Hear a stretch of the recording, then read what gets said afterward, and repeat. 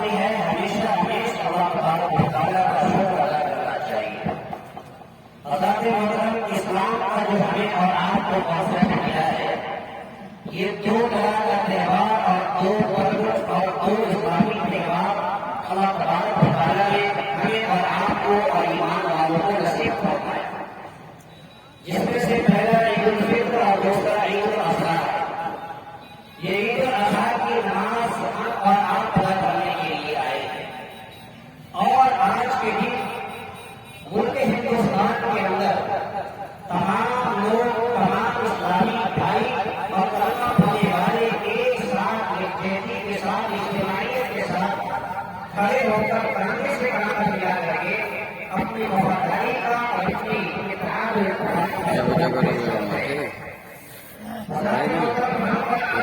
بیٹھیے نہیں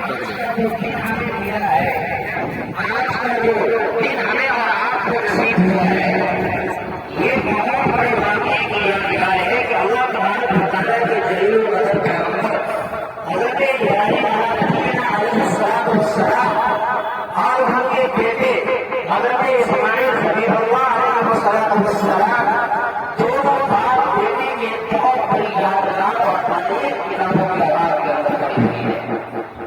یہ تاریخ نہیں ہے، یہ فرزانہ فسانہ نہیں ہے، بلکہ ایک حقیقت ہے اور حقیقت کی یادگار ہے۔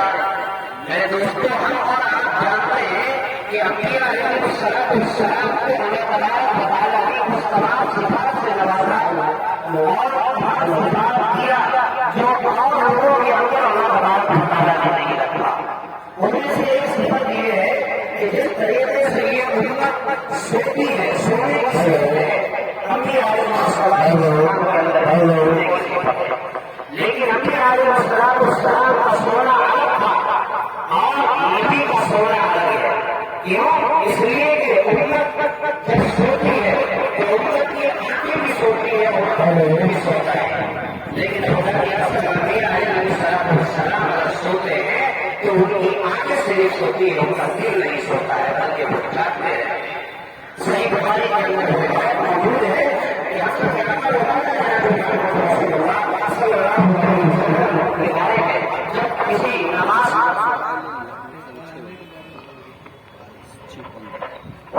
ہلو ہلو ہلو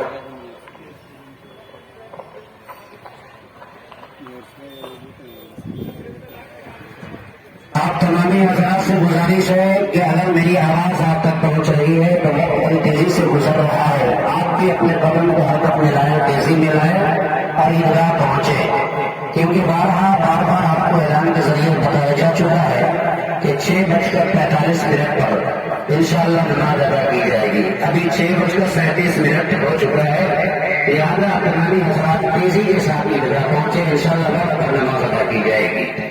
حضرات محترم، تو یہ باپ بیٹے کی قربانی ہے۔ قربانی کا فلسفہ کیا ہے؟ آج ہمیں فلسفہ سمجھنے کی ضرورت ہے۔ آج لوگ پوری دنیا میں اور سماج اور معاشرے کے اندر ایک بہت بڑی غفلت اور کوتاہی کے اندر مبتلا ہے۔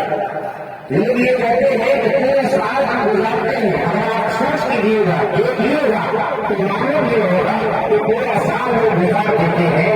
اگر کھیت خریدنے کی ضرورت ہو تو 5 لاکھ روپے کی ضرورت ہو تو وہاں انتظام ہو جاتا ہے۔ اسی طریقے سے جو بھی کام اور اگر آ جائے تو پیسوں کے ذریعے سے کام ہو جاتا ہے، لیکن جب قربانی کا موقع آتا ہے تو لوگ یہ کہتے ہیں کہ ہمارے اوپر قرض ہے، ہم قربانی کیسے ادا کریں گے؟ میرے دوستوں میرے بزرگوں، اللہ صلی اللہ علیہ وسلم جہاں پورے عالم کے سردار تھے، لیکن وہاں پر انہوں نے فاتح کشی کی زندگی گزاری ہے، اور ایسا وقت بھی آیا ہے کہ کئی دنوں تک جو ہے گھروں کے اندر پاتا ہوتا تھا، لیکن خدا کی قسم ہم سب کے آقا جناب محمد رسول اللہ صلی اللہ علیہ وسلم نے ہمیشہ اپنی زندگی میں 2 قربانیاں دی ہے۔ ایک قربانی اپنے نام سے دیا اور ایک قربانی پوری امت کے نام سے دی ہے۔ اسی طریقے سے حضرت علی رضی اللہ عنہ کی روایت لکھی ہے کہ انہوں نے بھی اپنی پوری زندگی کے اندر 2 قربانی پیش کیا، جبکہ تاریخ شاہد ہے کہ حضرت علی نے بھی فاتح پہ فاتح گزارا ہے۔ حضرت علی کے گھر کے اندر بھی کھانا پکانا نہیں بنا ہے اور کئی دن پورے گھر بھوکے کی حالت میں گزارا، لیکن کبھی بھی قربانی والے عمل سے جو نہ نہیں ہوا. انہوں نے دونوں قربانی ہمیشہ پیش کی، ایک اپنی طرف سے اور ایک اپنے نبی محمد صلی اللہ علیہ وسلم کی طرف سے پیش کیا. اس لیے آج قربانی کے فلسفے کو سمجھنے کی ضرورت ہے. قربانی جانوروں کی قربانی دینے سے پہلے ضروری عمل ہے. اس لیے قربانی سے قبل اپنے نفس کی قربانی دینی ضروری ہے. اپنے جہاد اور اپنے تکبر کو ختم کرنا ہوگا، اپنے اکڑپن کو ختم کرنا ہوگا، ایک دوسرے سے دشمنی کو ختم کرنا ہوگا، ایک دوسرے سے کینہ حسد کو ختم کرنا ہوگا، اور ایک دوسرے کے ساتھ محبت اور بھائی چارگی کے ساتھ زندگی گزاریں گے. اور دل جب صاف ہوگا، دل کے اندر جب اخلاص ہوگا، دل کے اندر جب للہیت ہوگی، دل کے اندر جب اللہ کی رضا اور خوشنودی ہوگی، تو خدا کی قسم قربانی کرنے میں وہ مزہ آئے گا اور وہ لطف آئے گا جو لطف کبھی آپ نے میسر آپ نے جو ہے محسوس نہیں کیا ہوگا. اس لیے میرے دوستو یقیناً یہ چیز بہت ضروری ہے.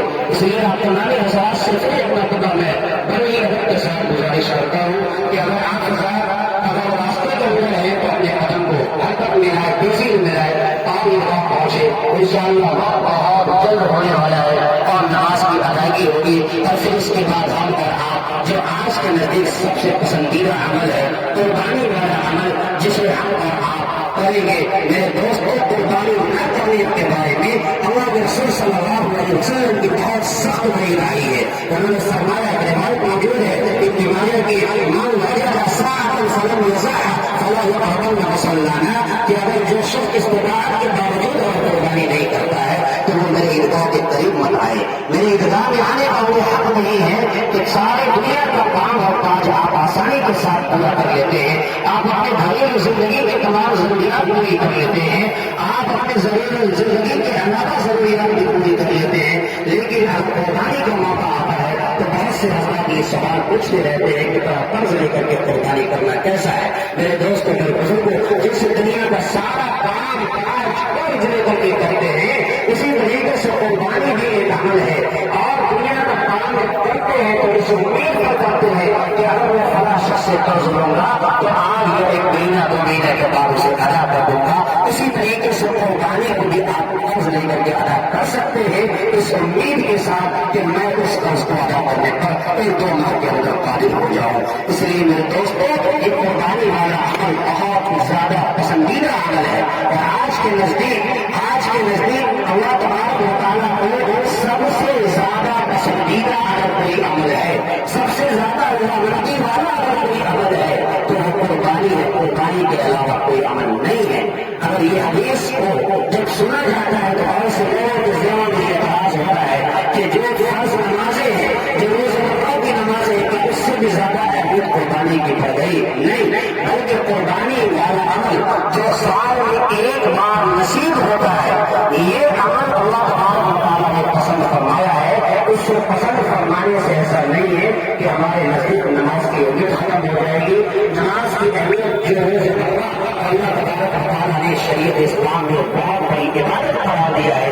اس نماز کی اہمیت اپنی جگہ پر قرار ہے، لہٰذا نماز کی اہمیت ہمارے دل سے نہیں نکلنی چاہیے. قربانی والا عمل جو کہ بہت پسندیدہ ہے. حضرات باتیں رہ گئے ہیں. اگر جو حضرات وہ ہیں یا پھر گھروں سے نکل رہے ہیں، تیزی کے ساتھ تشریف لائے، تیزی کے ساتھ آپ کی جگہ پہنچے. وقت پر انشاءاللہ نماز ادا کی جائے. وقت بہت قریب ہو چکا ہے، وقت بالکل قریب ہو چکا ہے. اس لیے آپ تمام حضرات سے گزارش ہے کہ ادھر پہنچے ہوئے حضرات